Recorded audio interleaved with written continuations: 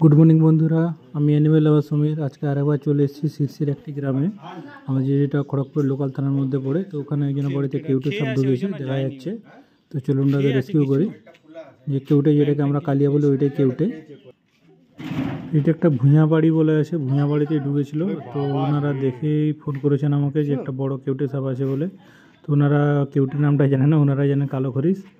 তো ওইটাকেই দেখে আমাকে ফোন করেছিল। তো কিছু খেয়েছিল বলে সরেনি, এক কোনাতে বসেছিল। তো চলুন ওটাকে রেস্কিউ করা যাক, আপনারা ভিডিওতে থাকুন, রেস্কিউ ভিডিওতে। বাবাই বাবাই তো বড় ডাব্বা ছিল না, বড় ডাব্বাগুলো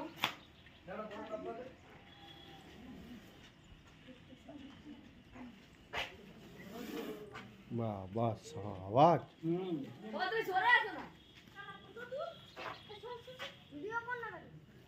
করছি।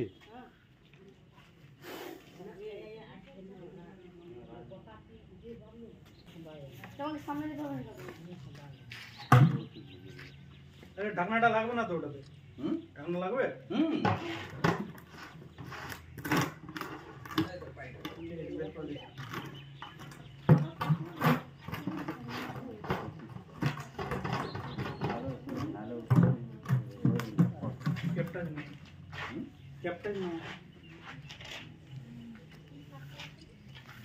কেউটে সাপ, কেউটে।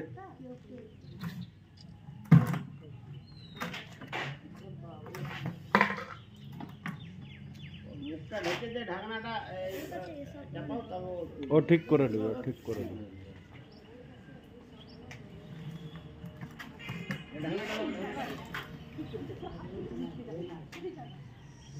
চাপা চাপা বললে হবে, বেরিয়ে করে দিয়ে দিবে হাতে। হ্যাঁ, একটু বুঝতে হবে যে ভিতরটা সেফটি আছে। বেশ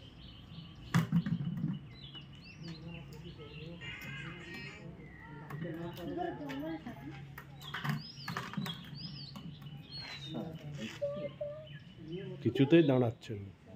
বলছি না খেয়ে আসে কিছু খেয়েছে। তো বন্ধুরা, যারা আমার ভিডিও দেখছেন তাদেরকে আমি রিকোয়েস্ট করব, ইনারা যেভাবে সাপ দেখে রেখে আমাকে ফোন করেছিলেন, তো এইভাবে আপনাদেরকেও আমি বলবো, যারাই আমাকে ফোন করেন না কেন সাপ রেস্কিউ করার জন্য, তো অনুগ্রহ করে দেখে রাখবেন, দেখে রেখে আমাকে ফোন করবেন। আর যারা আমাকে এই ধরনের রেস্কিউ কাজে ডাকেন তাদেরকে আমি অশেষ অশেষ ধন্যবাদ জানাই, কেন কি ওনারা এই সাপগুলোকে না মেরে আমাদের প্রকৃতির ভারসাম্য বজায় রাখার জন্য সচেষ্ট হচ্ছেন, এবং ওনারাও জানেন যে আমাদের ফিউচারটা কী আছে। যে পরিমাণে গ্লোবাল ওয়ার্মিং শুরু হয়েছে, তো আমাদের বাচ্চাদের ফিউচার কী আছে সেটা ভগবানই একমাত্র জানেন। তো সচেতন হন, এই জীবগুলোকে বাঁচান। আস্তে আস্তে এই জীবগুলো থাকলে আমাদের নিজেদেরই সুবিধা হবে। তো চলুন বন্ধুরা, থ্যাংক ইউ। নেক্সট কোনো আরও ভিডিওতে দেখা হবে।